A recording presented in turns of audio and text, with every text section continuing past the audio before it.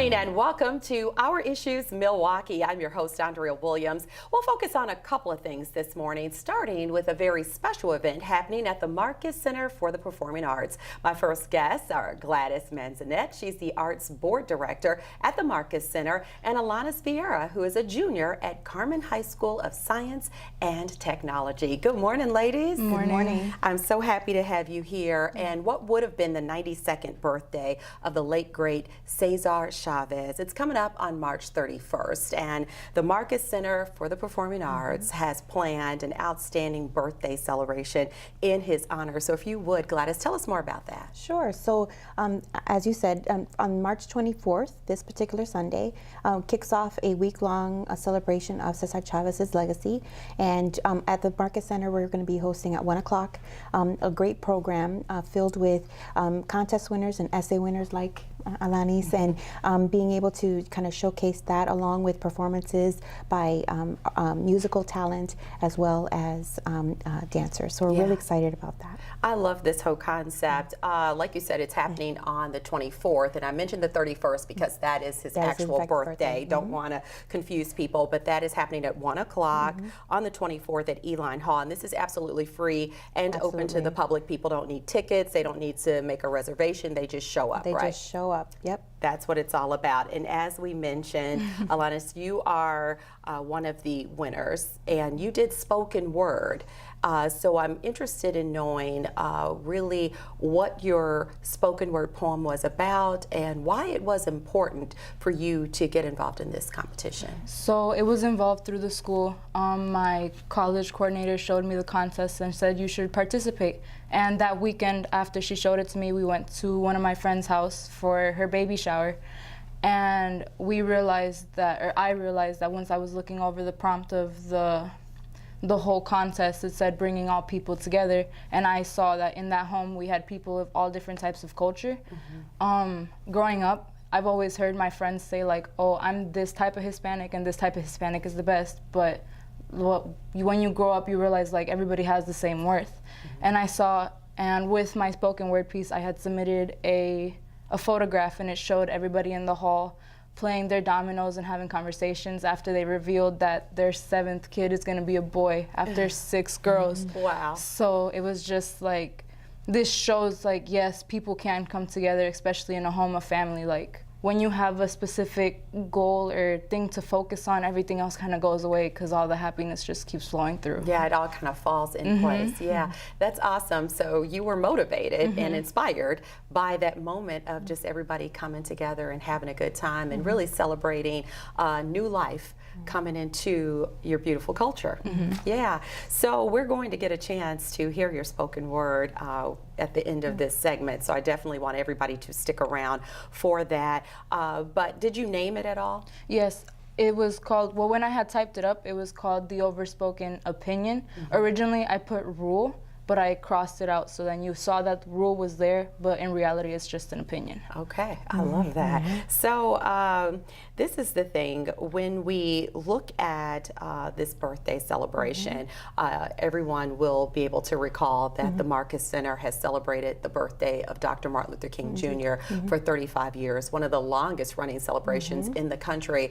And this is the inaugural celebration of Cesar Chavez's birthday. Would you talk about the importance of this celebration and why the Marcus Center decided to get this underway? Sure. So the Marcus Center is actually on the dawn of its 50th anniversary. So this culminating along with the introduction of a brand new director of community engagement and inclusion really kind of bore this really great opportunity to celebrate the legacy of Cesar Chavez. Jacobo Lobo and I of the Latino Arts are on the board. We engage some of our community and corporate partners and really helped breathe life to this particular event.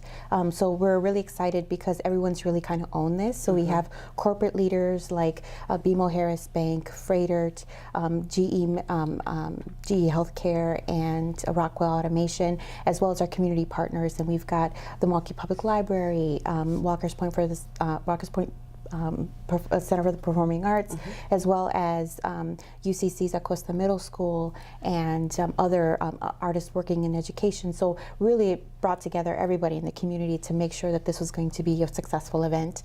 So we're really proud of this particular event and also how it honors the life and legacy of Cesar Chavez. Yeah, I'm amazed that you were able to run down that list without anything written down. That is pretty amazing in itself. So with that said, you have all these people and corporations and businesses who have come together to make this possible. And when you look at the numbers, the Latino population in Metro Milwaukee has more than tripled since 1990, and that makes up more than 10% of the region's total population. So it only seems natural to have a celebration of this magnitude, right? Indeed. So not only our population, but our buying power. I mean, we're becoming a great, I think, population, but also with our own culture and our own contributions to American history, and honoring the legacy of Cesar Chavez as part of that.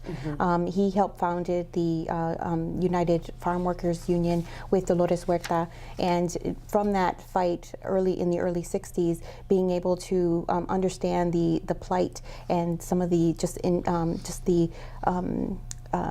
I would say how they were treated poorly and those conditions and how they were very inhumane, and with very nonviolent tactics like fasting, boycotts, marches, all of this really, along with a public relations campaign that Cesar Chavez really led, really helped popularize and just make this kind of like a moral cause that everyone could be a part of.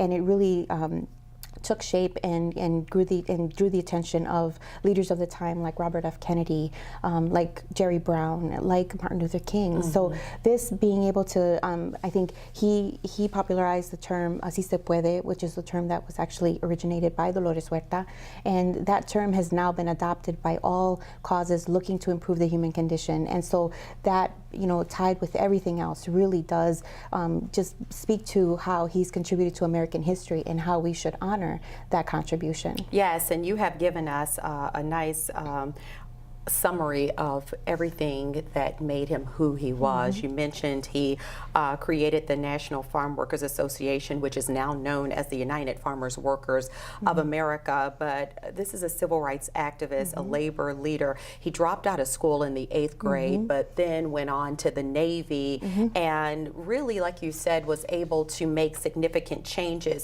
with those migrant farmers who really were dealing with working conditions, but then when they went back to their homes, they didn't have adequate housing and health care and education. So it became a fight on all those fronts. And it's really important for not only the Hispanic population, but for everyone to understand that fight and how a lot of his nonviolent tactics in getting those things done still work today. Correct. Yeah. Correct. And we see them in Black Lives Movement. We see them in every movement that looks to really improve the lives of others, those that are marginalized, really.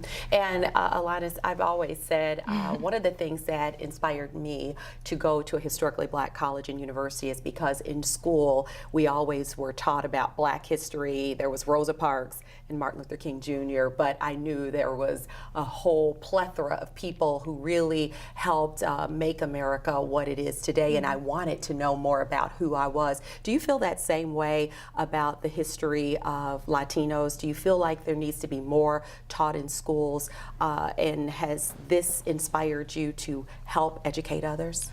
Yes, actually. So originally I used to live in Florida, so I got used to the way that Florida's education went. And as far as like the historical events in the school that I'm in now, we learn about a variety of different cultures in every type of lesson, and it kind of just shows like a lot of schools only prioritize whatever majority race that they have in the school, and I feel like it's important for everybody to know at least a little bit about every culture so they know that everybody's gone through it, and that's how we got to who we are and how we act today, which is just how we prevent discrimination towards others, and I feel like a school that doesn't teach other cultures is just not gonna help in the way that schools like my school does now. Oh, I appreciate that thought, and that's exactly how I feel. I think that once people understand what everyone has contributed to this melting pot of America, that we can have that same respect for everyone and realize that together we have built this country to what it is today.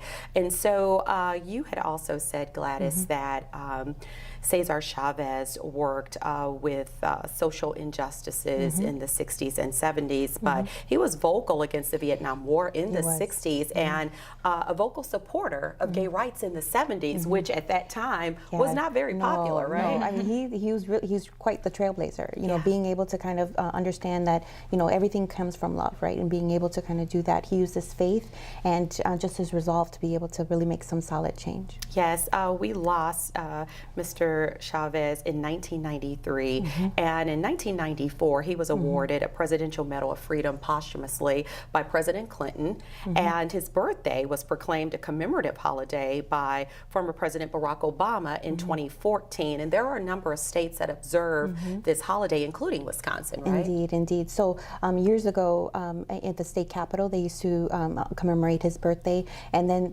thankfully, thanks to Alderman Jose Perez, this year will be the 4th year that they celebrate his birthday on his birthday, or actually this year it'll be on the 29th at noon at the City Hall Rotunda, and then they'll have a celebration ceremony at El Rey with there's a statue in honor of Cesar Chavez at the El Rey location on Chavez Drive. So that'll be great at 4:30. So well deserved, right? Yes, indeed, indeed. Yes. And as we wrap up, Alaniss, I want you to kind of tell me, tell the viewers, what inspires you, especially when you look at a man like Cesar Chavez? I think just me growing up, I've gone to many different places around the state, so it's just like the treatment of other people. I'm always trying to defend whoever I can when I know that somebody's being treated in a way that they deserve to be treated better. So I think just knowing that there's always going to be a problem, that anybody, including myself, can just strive forward and try and at least decrease the rate of it. That's something that really inspires me in what I do and whatever it is that I'm going to do in the future. Well, congratulations and continued success to you. Thank you both for coming by today. Thank you. It has been a pleasure. Gladys Manzanet is the Arts Board Director at the Marcus Center for the Performing Arts, and Alaniss Vierra, she is a spoken word winner from Carmen High School of Science and Technology. The inaugural birthday celebration for Cesar Chavez will be held again on Sunday, March 24th at 1 p.m. in Eline Hall. It's free and open to the public, and of course, for more information, you can visit their website at marcuscenter.org. We're going to go to break hearing Alaniss's winning spoken word poem in honor of the late great Cesar Chavez. And when we return to Our Issues Milwaukee, we'll find out more about an organization that works to eradicate human trafficking. We'll talk to Dana World Patterson about Foundations for Freedom and their Fashion Walk 2019 right after this. The overspoken opinion. To the home where the mother gave bloom to 6, yet now the unexpected 7 is soon to be a junior. We are intimate and discerning of the little she does do, but not too many praise the real mother in the home. The oldest unseen thorn who will soon make her mark. Communities gather with tenderness and adoration in their hearts. We all expected an unrealistic lie, for the boy took all the hype.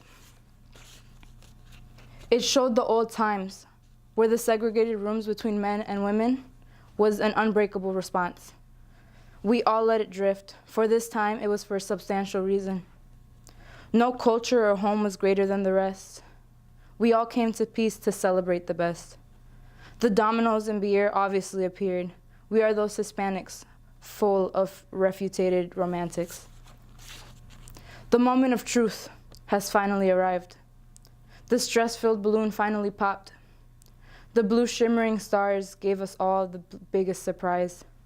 Unsurprisingly, the men yapped like dogs and went back to their game.